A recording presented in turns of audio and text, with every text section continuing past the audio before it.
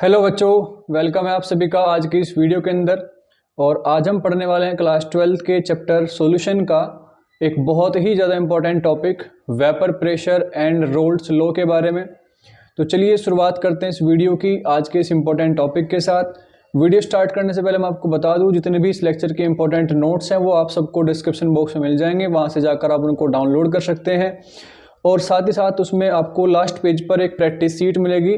तो complete lecture को देखने के बाद आप वो सारी जो प्रैक्टिस सीट के अंदर जो क्वेश्चंस हैं उनको ज़रूर सोल्व करें, ताकि आपका जो कॉन्सेप्ट है वो और बेहतर हो सके। तो चलिए शुरुआत करते हैं आज के अपने इस टॉपिक की वेपर प्रेशर के साथ में। सबसे पहले मैं आपको बता दूं वीडियो स्टार्ट करने से पहले कि आज हम इस लेक्चर के अंदर कौन कौन से टॉपिक जो है कवर करने वाले हैं।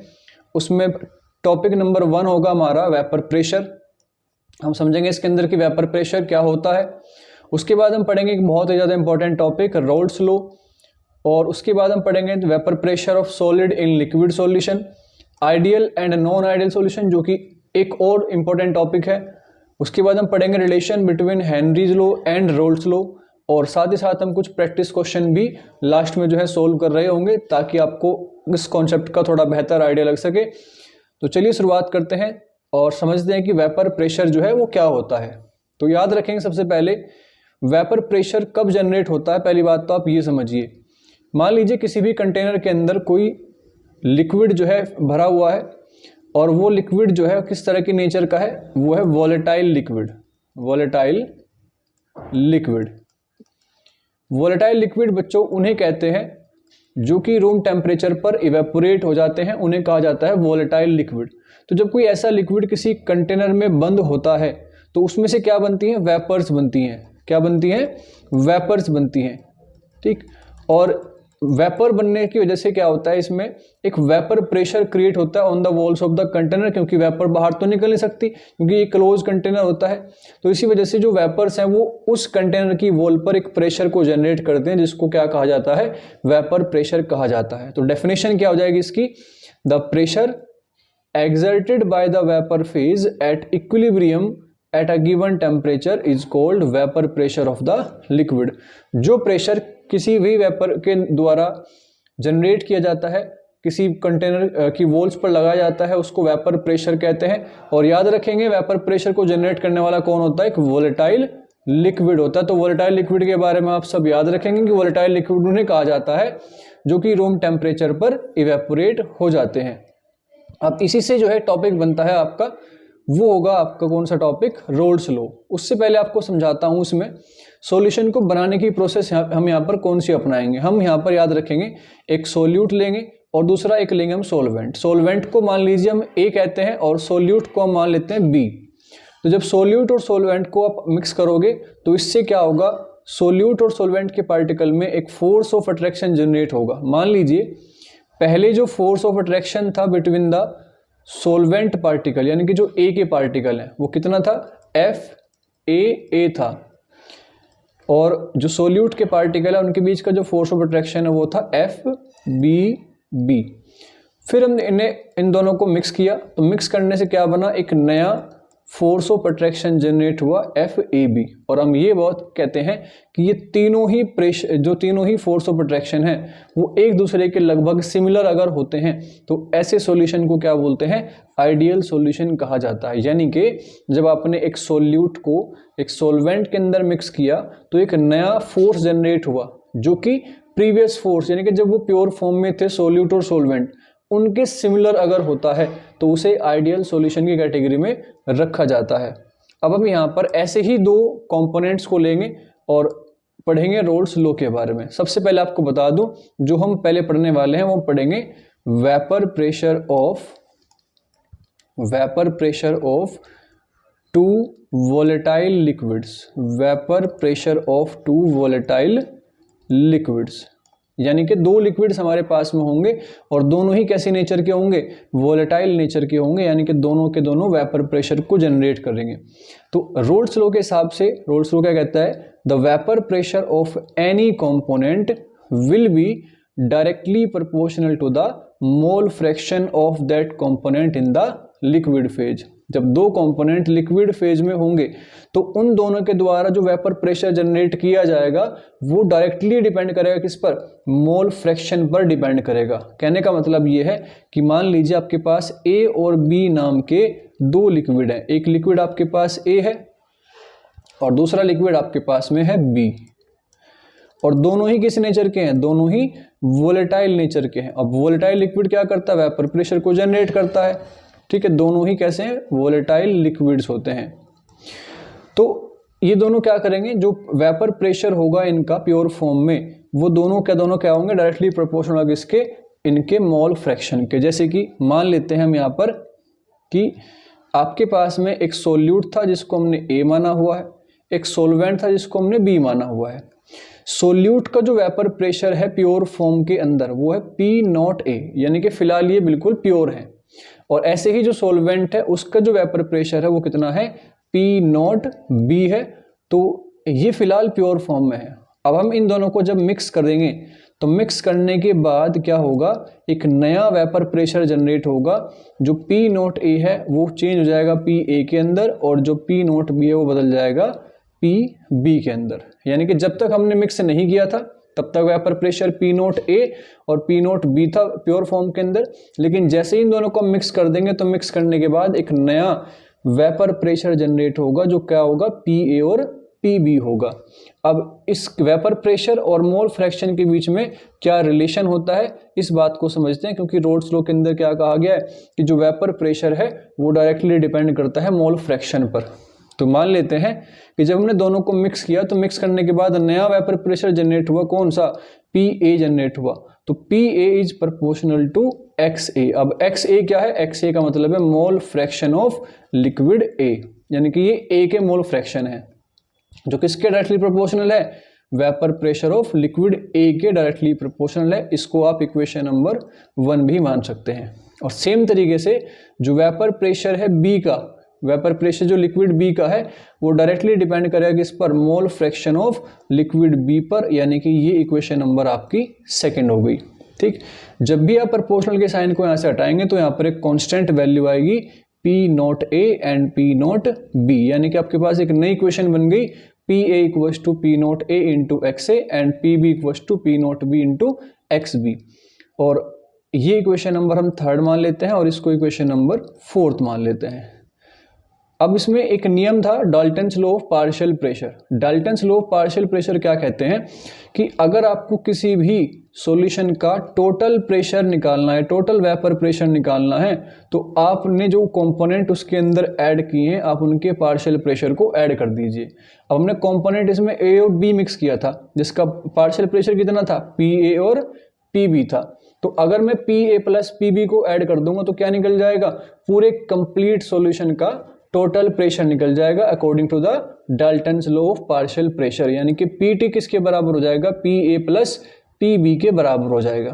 अब PA की वैल्यू मेरे पास कितनी है, PA की वैल्यू मेरे पास है P0AX से, जो मैंने PA की जगह पर पुट कर दी, और PB की वैल्यू कितनी है, P0BXB, जो हम पुट कर देंगे किसकी जगह, PB की जगह पुट कर देंगे तो आपके पास एक इक्वेशन बनकर आ गई P0A into XA plus P0B into XB।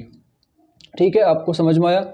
इसके बाद मानते हैं कि अगर हम बात करते हैं किसी बाइनरी सॉल्यूशन की, तो हमने पढ़ा था कि जो किसी बाइनरी सॉल्यूशन के लिए जो मोल fraction of A plus mole fraction of B का सम होता है वो कितना होता है, वो यूनिटी होता है, यानी कि 1 के बराबर होता है।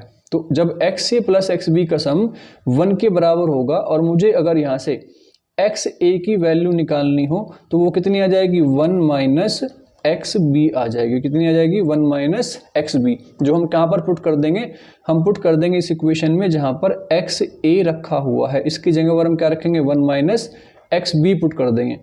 तो इक्वेशन आपके पास बन जाएगी PT equals to P0A 1 minus XB plus P0B into XB।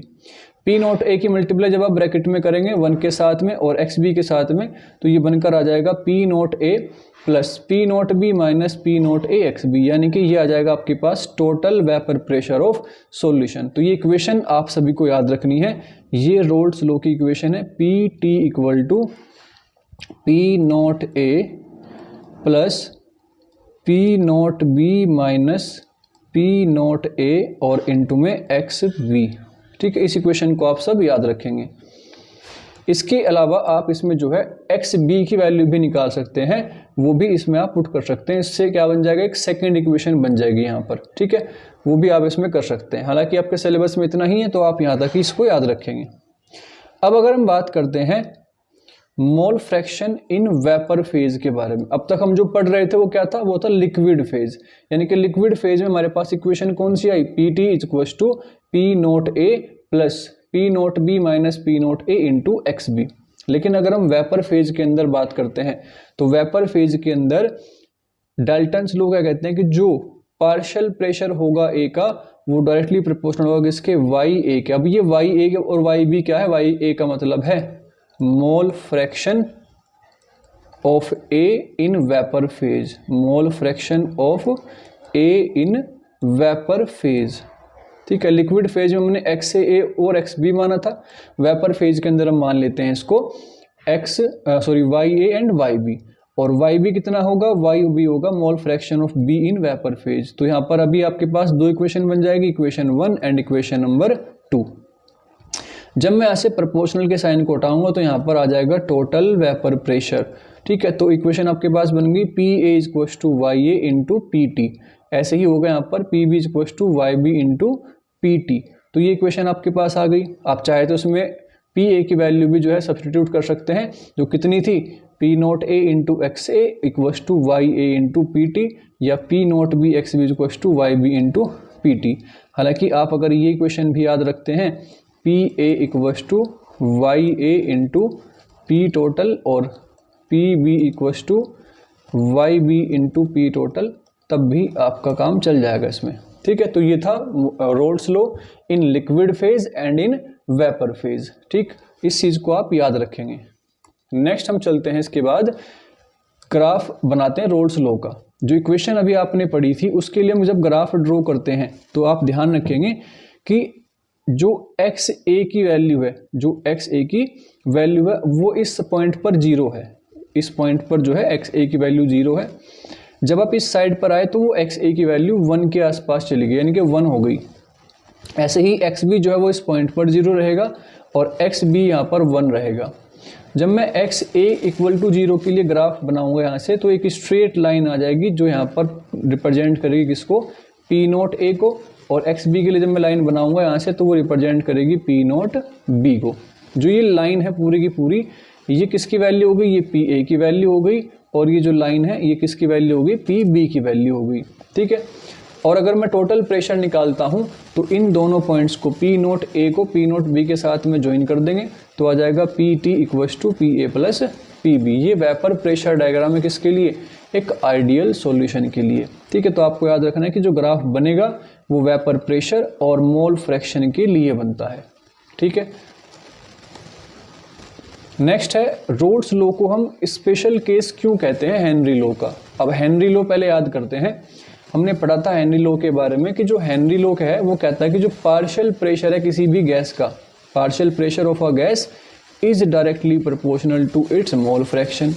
यही सेम बात कौन कहता है, यही सेम बात कहता है आपका रोल्स लॉ।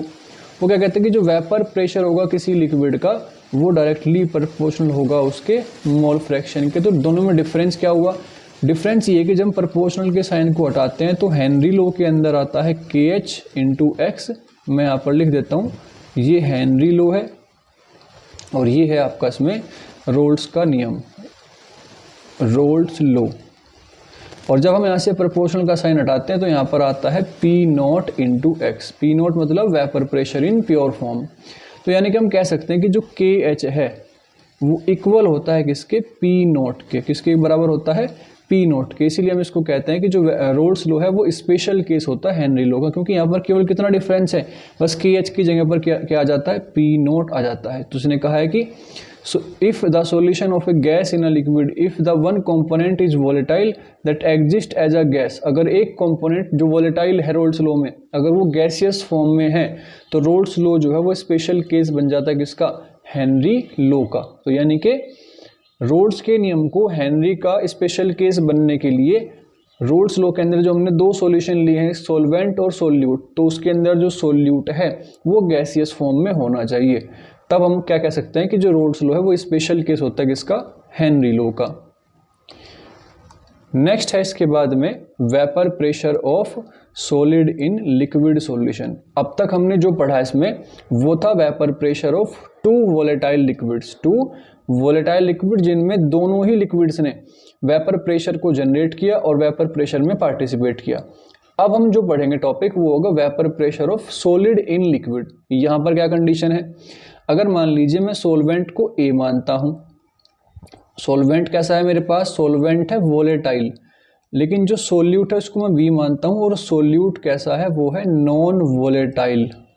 और याद रखेंगे एक नॉन वोलेटाइल सोल्यूट कभी भी वेपर प्रेशर में हिस्सा नहीं लेता है, बल्कि उल्टा क्या करता है, वेपर प्रेशर को घटाता है। जब हम बात करेंगे प्योर सॉल्वेंट की, तो प्योर सॉल्वेंट में जब ये पार्टिकल्स होंगे ये सब के सब जो है वेपर प्रेशर में हिस्सा लेंगे क्योंकि फिलहाल प्योर फॉर्म में है। लेकिन जैसे ही मैं इसके अंदर नॉन वोलेटाइल सोल्यूट को ऐड करता हूँ, तो नॉन वोलेटाइल सोल्यूट को ऐड करने से जो वेपर प्रेशर होगा वो घट जाएगा, वेपर प्रेशर लो हो जाएगा। तो आप सबसे पहले इस पॉइंट को याद रखेंगे कि किसी भी वोलेटाइल सॉल्वेंट में एक नॉन वोलेटाइल सोल्यूट ऐड करने से वेपर प्रेशर क्या होता है, डिक्रीज हो जाता है। ठीक है, आप इस चीज़ को याद रखेंगे, यानी कि बी का तो उसमें कोई काम नहीं है वेपर प्रेशर में। आपके पास केवल क्या बचा, ए बचा, यानी कि हम कह सकते हैं कि जो वेपर प्रेशर ऑफ ए है वो डायरेक्टली प्रोपोर्शनल होगा किसके, एक्स ए के, या पी इसको या पी ए जो होगा वो किसके बराबर हो जाएगा, पी नॉट ए एक्स ए के बराबर हो जाएगा। अब आप चाहे तो इसमें जो है इसके लिए अगर ग्राफ बनाना चाहते हैं तो यहाँ पर ग्राफ किसके लिए बनेगा, केवल पी ए के लिए बनेगा, क्योंकि पी बी तो वेपर प्रेशर में पार्टिसिपेट करता नहीं है। तो इस वजह से जो ग्राफ आएगा मोल फ्रैक्शन ऑफ सॉल्वेंट और वेपर प्रेशर ऑफ सॉल्वेंट में, वो स्ट्रेट लाइन ग्राफ यहाँ पर आपको मिलेगा जो रिप्रेजेंट करेगा किसको, वेपर प्रेशर ऑफ सॉल्वेंट को। अगर सोल्यूट भी हमारे पास वोलेटाइल होता तो फिर इसमें वही पहले वाला ग्राफ बनता जो हमने भी बनाया था, इसमें इस तरह से स्ट्रेट लाइन वाला जो ग्राफ था वो। ठीक है, और इस तरह से जो है रोल्स लॉ में अगर हम ऐसा ग्राफ बनाते हैं तो वो रिप्रेजेंट करता है दोनों वोलेटाइल लिक्विड को। लेकिन अगर ये ग्राफ सिंगल लाइन ग्राफ बनता है तो ये बताता है कि एक वोलेटाइल सॉल्वेंट है और एक नॉन वोलेटाइल सोल्यूट हमने उसमें ऐड किया हुआ है। बस आपको एक पॉइंट इसमें जरूर से याद रखना है कि non volatile solute vapour pressure को डिक्रीज करता है। नेक्स्ट टॉपिक पे चलते हैं। अब नेक्स्ट टॉपिक आता है बच्चों ideal and non ideal solution, जो कि एक बहुत ज़्यादा इम्पोर्टेंट टॉपिक बन जाता है। अब पहले डिफरेंस समझते हैं कि एक आइडियल सॉल्यूशन किसको कहते हैं और एक नॉन आइडियल सॉल्यूशन किसको कहते हैं। तो याद रखेंगे बच्चों, आइडियल सॉल्यूशन हम उसको बोलते हैं जो रोल्स के नियम को फॉलो करता है। क्या करता है, रोल्स के नियम को फॉलो करता है। ठीक है, लेकिन नॉन आइडियल उसको बोलते हैं जो रोल्स के नियम को फॉलो नहीं करता है। ये पहला पॉइंट बन जाएगा इसमें, यानी कि आइडियल वो है जो रोल्स के लॉ को फॉलो करेगा और नॉन आइडियल कौन सा है, जो रोल्स के नियम को फॉलो नहीं करता। अब रोल्स का नियम क्या था, रोल्स का नियम था कि जो पी ए है वो बराबर होता है किसके, पी नॉट ए एक्स ए के, और जो पी बी है वो किसके बराबर होता है, P not B X B के। जो इस कंडीशन को फॉलो करता है वो कहलाएगा आइडियल सॉल्यूशन, और जो रोल्स का नियम है वो आइडियल सॉल्यूशन पर ही अप्लाई होता है। लेकिन अगर हम बात करते हैं नॉन आइडियल सॉल्यूशन की, तो नॉन आइडियल सॉल्यूशन में P A does not equal to X A या P B does not equal to P not B X B. इस कंडीशन की हम बात कर रहे होंगे कि यहाँ पर वेपर प्रेशर यानी कि रोल्स का जो लॉ है वो फॉलो नहीं होता है। इसके अलावा और क्या डिफरेंस है आइडियल नॉन आइडियल में, तो यहाँ पर जो फोर्स ऑफ अट्रैक्शन है, यानी कि जब फोर्स ऑफ अट्रैक्शन था पार्टिकल ए के बीच में इन pure form, force of attraction of B in pure form, जब इन दोनों को हम मिक्स कर देंगे तो जो नया फोर्स ऑफ अट्रैक्शन जनरेट होगा ए बी, वो ए के और बी के बराबर होना चाहिए। यानी कि जो ए बी का इंटरेक्शन है वो इक्वल होना चाहिए किसके, ए और बी के इंटरेक्शन के, यानी कि फोर्स ऑफ अट्रैक्शन में बदलाव नहीं आना चाहिए। फोर्स ऑफ अट्रैक्शन जो लिक्विड्स को मिक्स करने से पहले था वही मिक्स करने के बाद भी होना चाहिए। लेकिन अगर फोर्स ऑफ अट्रैक्शन में बदलाव आ जाता है, बदलाव कैसे आएगा, या तो फोर्स ऑफ अट्रैक्शन पार्टिकल्स के बीच में इंक्रीज हो जाएगा या फोर्स ऑफ अट्रैक्शन डिक्रीज हो जाएगा। तो अगर फोर्स ऑफ अट्रैक्शन इंक्रीज होता है तो फोर्स ऑफ अट्रैक्शन इंक्रीज होने का मतलब हुआ कि वो नेगेटिव डेविएशन को शो करता है, यानी कि जो नॉन आइडियल सॉल्यूशन है वो दो हिस्सों में बट जाता है। पहला positive deviation from roles law और दूसरा negative deviation from roles law. तो मैंने क्या बताया कि अगर पार्टिकल्स के बीच में जो फोर्स ऑफ अट्रैक्शन है, जो नया फोर्स ऑफ अट्रैक्शन बना है, वो पहले के कंपैरिजन में स्ट्रॉन्ग हो जाए तो उसे कहते हैं negative deviation from roles law. लेकिन अगर जो फोर्स ऑफ अट्रैक्शन था प्योर फॉर्म में वो ही ज़्यादा हो, किससे, जो नया फोर्स ऑफ अट्रैक्शन बना है बिटवीन ए एंड बी, तो उसे कहेंगे positive deviation of from roles law. यानी कि पॉजिटिव डेविएशन में वेपर प्रेशर हो या फोर्स ऑफ अट्रैक्शन हो वो इंक्रीज होता है। तो अगर मैं इसमें वेपर प्रेशर की भी बात करता हूँ तो याद रखेंगे आप सब कि नॉन पॉजिटिव डेविएशन के अंदर जो पी ए की वैल्यू है वो ज़्यादा होती है किससे, पी नॉट ए एक्स ए से, और जो पी बी की वैल्यू है वो भी ज़्यादा होती है किससे, P not B X B से। लेकिन यहाँ पर इसका उल्टा होगा, यहाँ पर पी ए कम होगा किससे, पी नॉट ए एक्स ए से, और पी बी की वैल्यू भी कम होती है P not B X B से। तो इस चीज़ को आप ध्यान रखेंगे कि इसको पॉजिटिव डेविएशन कब होगा, जब वेपर प्रेशर हाई रहेगा। नेगेटिव डेविएशन कब होगा, जब वेपर प्रेशर कम रहेगा। ऐसे ही जो फोर्स ऑफ अट्रैक्शन है, पॉजिटिव डेविएशन में फोर्स ऑफ अट्रैक्शन वीक होता है सॉल्यूशन फेज में, लेकिन नेगेटिव डेविएशन में जो फोर्स ऑफ अट्रैक्शन है वो स्ट्रॉन्ग रहता है। इस चीज़ का आप ध्यान रखेंगे। अगर हम आइडियल सॉल्यूशन की बात करते हैं तो यहाँ पर याद रखेंगे मिक्सिंग एंथैल्पी 0 होती है और मिक्सिंग वॉल्यूम भी 0 होती है। यानी कि जब आप सोल्यूट और सॉल्वेंट को मिक्स कर देंगे तो सोल्यूट और सॉल्वेंट को मिक्स करने पर ना ही तो टेम्परेचर इंक्रीज होना चाहिए और ना ही उसकी वॉल्यूम इंक्रीज होनी चाहिए और ना ही डिक्रीज होना चाहिए। यानी कि दोनों कंडीशन आपको याद रखनी है, ना तो टेम्परेचर बढ़े ना घटे, ना ही वॉल्यूम इंक्रीज हो ना डिक्रीज हो। तो उस कंडीशन को हम बताते हैं कि वो आइडियल सॉल्यूशन है। लेकिन अगर ऐसा नहीं होता, या तो टेम्परेचर इंक्रीज होता है या टेम्परेचर डिक्रीज हो जाता है, उस कंडीशन को हम क्या बोलते हैं, पॉजिटिव डेविएशन या negative deviation from roles law. तो अगर याद रखेंगे डेल्टा एच मिक्स की वैल्यू 0 से ज़्यादा है, 0 से ज़्यादा है यानी कि पॉजिटिव वैल्यू है, तो वो कैसा सॉल्यूशन होगा, वो पॉजिटिव डेविएशन शो करेगा। और अगर मिक्सिंग वॉल्यूम भी ज़्यादा हो यानी कि वॉल्यूम इंक्रीज हो गई, तो अगर वॉल्यूम भी इंक्रीज हो गई तो वो कैसा होगा, पॉजिटिव डेविएशन होगा। लेकिन अगर मिक्सिंग एंथैल्पी नेगेटिव है यानी कि 0 से कम है, या मिक्सिंग वॉल्यूम नेगेटिव है यानी कि 0 से कम आ गई, यानी कि वॉल्यूम डिक्रीज हुई और टेम्परेचर भी डिक्रीज हो गया, तो दोनों कंडीशन किसकी होगी, negative deviation from roles law की होंगी। इस चीज़ का आप ध्यान रखेंगे।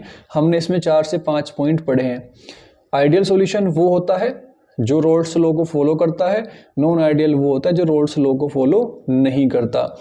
रोल्स लॉ में वेपर प्रेशर बराबर होता है, चाहे वो सॉल्यूशन फेज में हो चाहे वो प्योर फॉर्म में हो, लेकिन नॉन आइडियल में ऐसा नहीं होता। पॉजिटिव डेविएशन में वेपर प्रेशर बढ़ जाता है और नेगेटिव डेविएशन में वेपर प्रेशर घट जाता है। रही बात फोर्स ऑफ अट्रैक्शन की, तो आइडियल सॉल्यूशन में फोर्स ऑफ अट्रैक्शन चेंज नहीं होता, प्योर फॉर्म में भी वही होता है और सॉल्यूशन फेज में भी वही रहता है। लेकिन अगर हम बात करेंगे नॉन आइडियल की, तो यहाँ पर जो फोर्स ऑफ अट्रैक्शन है वो पॉजिटिव डेविएशन में वीक हो जाता है और नेगेटिव डेविएशन में फोर्स ऑफ अट्रैक्शन इंक्रीज हो जाता है। मिक्सिंग एंथैल्पी हो या मिक्सिंग वॉल्यूम हो, आइडियल सॉल्यूशन में दोनों ही चेंज नहीं होती, टेम्परेचर और वॉल्यूम में से दोनों में से कोई बदलाव नहीं आता। लेकिन पॉजिटिव डेविएशन के अंदर मिक्सिंग एंथैल्पी हो या मिक्सिंग वॉल्यूम हो, दोनों की दोनों इंक्रीज होती हैं और नेगेटिव डेविएशन में दोनों डिक्रीज होती हैं। एग्जाम्पल कौन से हैं, तो याद रखेंगे बच्चों, आइडियल तो दुनिया में कोई नहीं होता, लेकिन इस आइडियल कंडीशन को लगभग फॉलो करने वाले कुछ सॉल्यूशंस होते हैं, जैसे कि बेंजीन और टोलीन का सॉल्यूशन या एनहेक्सेन और एनेप्टिन का सॉल्यूशन। दोनों ही कैसे होते हैं, आइडियल कंडीशन को फॉलो करते हैं। पॉजिटिव डेविएशन की अगर हम बात करेंगे तो पॉजिटिव डेविएशन में फॉलो करने वाले एसीटोन प्लस इथेनॉल होता है, या एसीटोन प्लस कार्बन डाइसल्फाइड होगा, या वाटर प्लस मिथेनॉल। तीनों ही कैसे करेंगे, पॉजिटिव डेविएशन को शो करेंगे। पॉजिटिव डेविएशन का सिंपल मतलब ये है कि दो ऐसे लिक्विड्स को आपने मिक्स कर दिया जो आपस में मिक्स होना ही नहीं चाहते, यानी कि दोनों की नेचर ही बिल्कुल अलग अलग है। ऐसे लिक्विड को अगर आप मिक्स करोगे तो वहां पर फोर्स ऑफ अट्रैक्शन वीक रहेगा, यानी कि वहां पर आप जरा सी अगर हीट दे दोगे तो वो दोनों अलग अलग हो जाएंगे एक दूसरे से, यानी कि मिक्स नहीं होना चाहते वो। लेकिन नेगेटिव डेविएशन वो होते हैं जहां पर दो ऐसे लिक्विड को आपने मिक्स कर दिया जिनकी नेचर बिल्कुल सेम है और वहां पर फोर्स ऑफ अट्रैक्शन स्ट्रॉन्ग हो जाता है और बॉन्ड भी जो है स्ट्रॉन्ग हो जाते हैं, उसे बोलते हैं नेगेटिव डेविएशन। तो नेगेटिव डेविएशन में फॉलो करने वाले कौन कौन होंगे? Acetone plus aniline, acetone plus chloroform या मिथेनॉल प्लस एसिटिक एसिड, ये तीनों ही नेगेटिव डेविएशन को शो करते हैं क्योंकि यहाँ पर जो लिक्विड्स आपने मिक्स करे हैं उनकी नेचर बिल्कुल सेम होती है। तो नेचर सेम होगी तो उनमें फोर्स ऑफ अट्रैक्शन ज़्यादा हो जाता है। तो ये थे बच्चों इसमें आइडियल सॉल्यूशन, नॉन आइडियल और पॉजिटिव और नेगेटिव डेविएशन। इंपॉर्टेंट टॉपिक है, आप इस डिफरेंस टेबल को ग्राफ के साथ जो है पढ़ें। अब बात करते हैं ग्राफ की। तो रोल्स लॉ का ग्राफ तो अपने पढ़ा था इसके अंदर, ठीक है, वो तो हमने बिल्कुल ऐसे सेम टू सेम पढ़ा। यहाँ पर हमने क्या कहा कि यहाँ पर वेपर प्रेशर बढ़ा है। वेपर प्रेशर बढ़ने का मतलब हुआ कि जो पहली कंडीशन थी आइडियल कंडीशन, आइडियल कंडीशन से वो इंक्रीज हुआ है, तो इसलिए इसमें हमने इस तरह से कर्व ग्राफ बनाया है, ठीक है। ऐसे पैराबोलिक जो है ग्राफ इसमें बनेगा क्योंकि ये यहाँ पर पॉजिटिव डेविएशन आया है। नेगेटिव डेविएशन में वेपर प्रेशर कम हो जाता है, इसलिए यहाँ पर रोल्स लॉ के हिसाब से जो है डिक्रीजिंग ग्राफ बनेगा क्योंकि यहाँ पर वेपर प्रेशर कम हुआ है। तो ये बात भी आप याद रखेंगे इसके अंदर कि वेपर प्रेशर इंक्रीज और डिक्रीज यहाँ पर कैसे होता है। तो ये दोनों ग्राफ जो है बहुत इंपॉर्टेंट है, ग्राफ आपको जरूर से पढ़ने पड़ेंगे।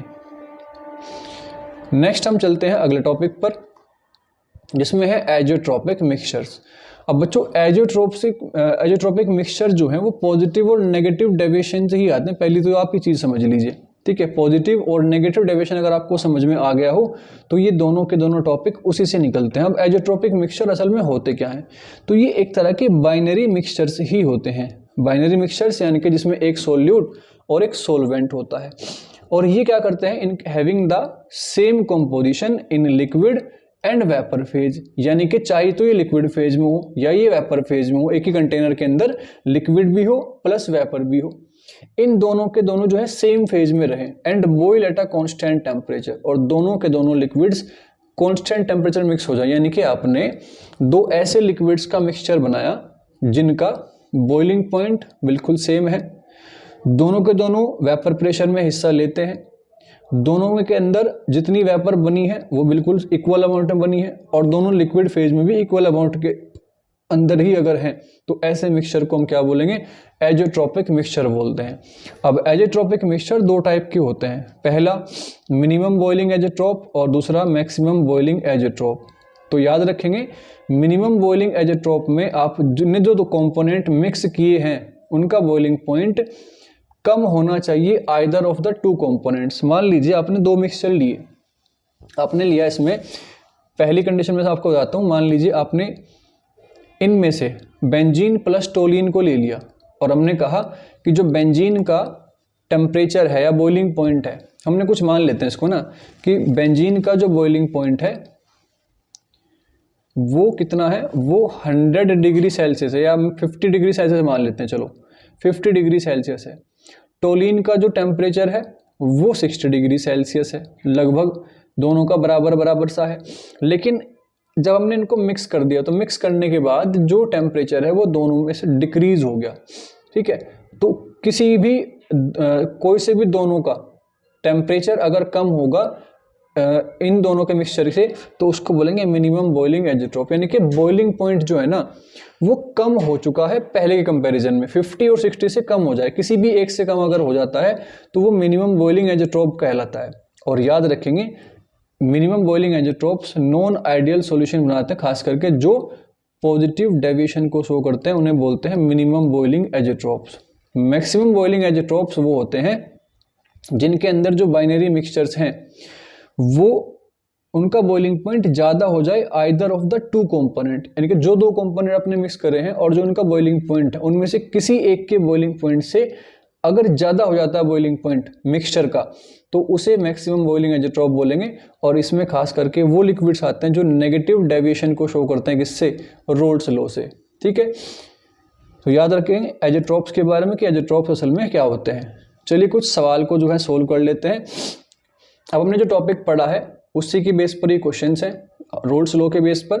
तो सबसे पहले देखो इसमें क्या क्या गया कि जो वेपर प्रेशर है किसका, प्योर लिक्विड ए का और प्योर लिक्विड बी का। तो मैं पहले इसको डिनोट कर लेता हूं कि जो पी नॉट ए है उसकी वैल्यू है 450 mm Hg, जो पी नॉट बी है उसकी वैल्यू है 700 mm Hg। इन दोनों को हमने जो है मिक्स किया कांस्टेंट टेम्परेचर पर जो कि 350 केल्विन है। इसने कहा कि फाइंड आउट करिए composition of the liquid mixture, यानी कि आपको निकालना है इसमें से XB जब vapour pressure, total vapour pressure कितना हो, 600 mm Hg हो, यानी कि 600 mm Hg हो। तो हमने रोल्स का नियम पढ़ा था अभी क्या पढ़ा था हमने कि जो टोटल प्रेशर है वो इक्वल होता है किसके, P not B plus P not B minus P not A into XB के। तो PT की वैल्यू कितनी है, 600 है, P नॉट B कितना है, 450 है। ऐसे ही यहाँ पर कितना हो जाएगा, 700 माइनस 450 इंटू XB।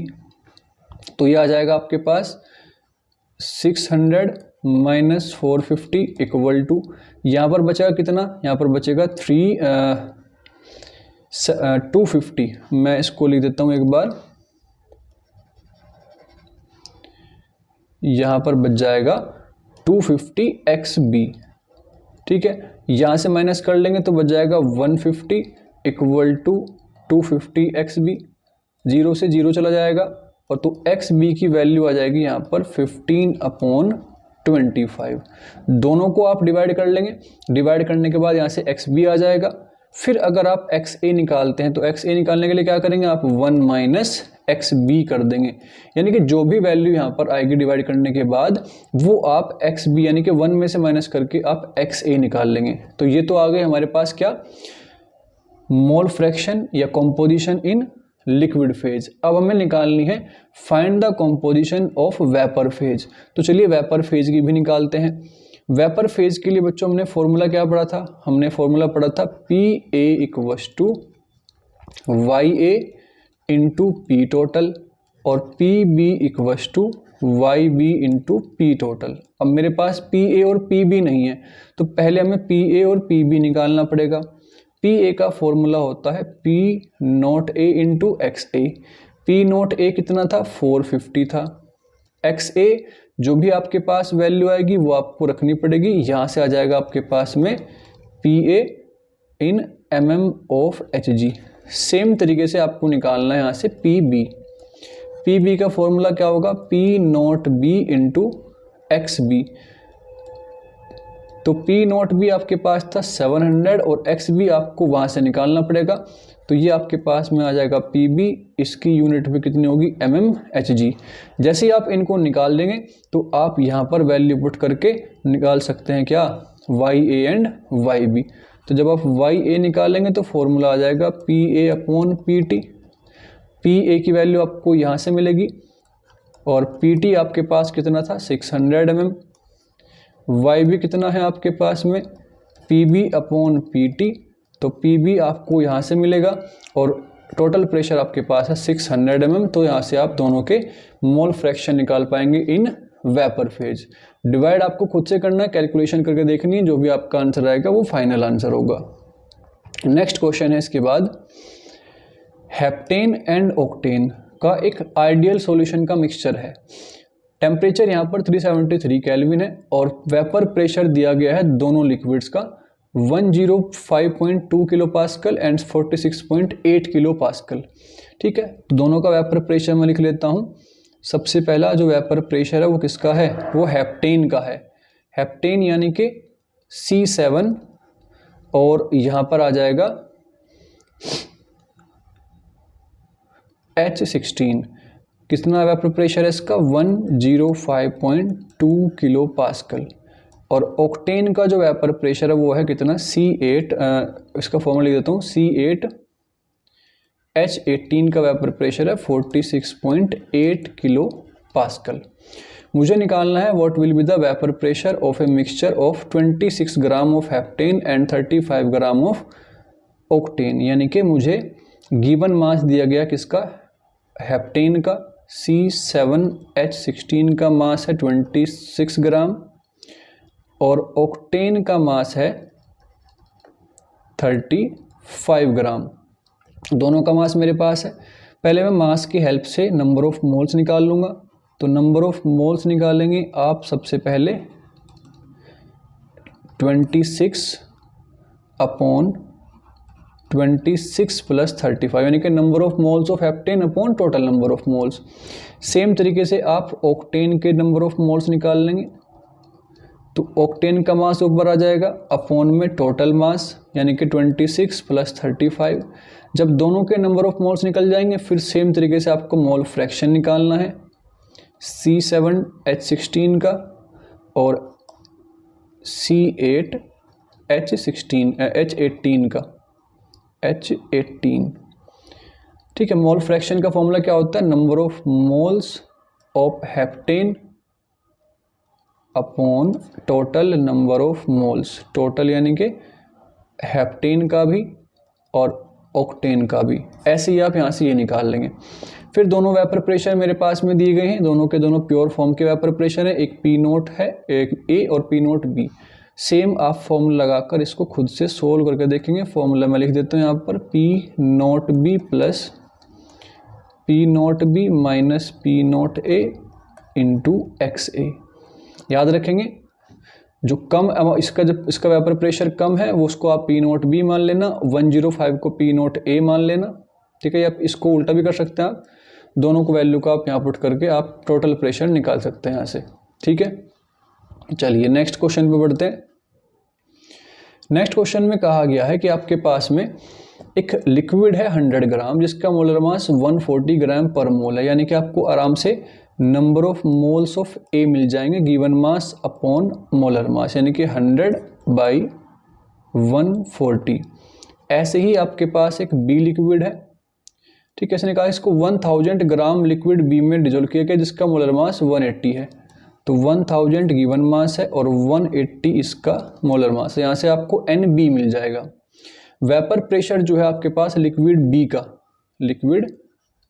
का जो वेपर प्रेशर है वो है 500 टोर। ठीक है, 500 टोर, इसको पी नोट बी मान लेते हैं। आपको कैलकुलेट करना है पी नोट ए। ठीक, और जबकि जो टोटल वेपर प्रेशर है वो कितना है 475 टोर। तो बहुत इजी है। तो Na और Nb जब आप निकाल लेंगे तो फिर आपको निकालना है XA। XA कैसे निकाल लेंगे आप, Na upon Na plus Nb से। और XB कैसे निकालेंगे आप, 1 माइनस XA करके निकालेंगे। जैसे ही आपके पास XA और XB आ जाएगा फिर से आपको ये टोटल वाला फॉर्मूला यूज करना है, PT = P note B plus P note B minus P note A into में XB। तो XB की वैल्यू आप यहाँ पर पुट कर देंगे। P note A P note B मेरे पास में यहाँ पर है, PT भी है मेरे पास में और मुझे P नोट A यहाँ से निकालना है। तो मेरे पास में P नोट A की वैल्यू आ जाएगी। ठीक है, हिंट मैंने आपको दे दिया, आप इसको करके जरूर देखें एक बार।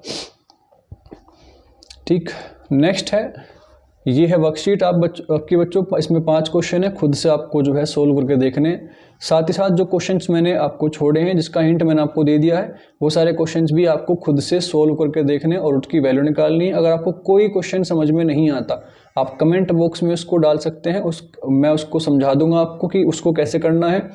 साथ ही साथ अगर आपको वीडियो अच्छी लगी है तो वीडियो को लाइक ज़रूर करें, चैनल को सब्सक्राइब कर ले ताकि नेक्स्ट आने वाली वीडियोस का आपको टाइम से पता लगता रहे। अपने दोस्तों के साथ अपने ग्रुप्स में ज़रूर शेयर करें ताकि और बच्चों तक भी ये वीडियो पहुंच सके और उनको भी इसका बेनिफिट मिल सके। किसी भी प्रकार का अगर आपको डाउट आता है तो आप उसको कमेंट बॉक्स में डाल सकते हैं, या किसी भी प्रकार की अगर आपको क्वेरी है तो उसको आप कमेंट बॉक्स में ज़रूर लिखें। मिलते हैं आपसे नेक्स्ट वीडियो के अंदर। धन्यवाद।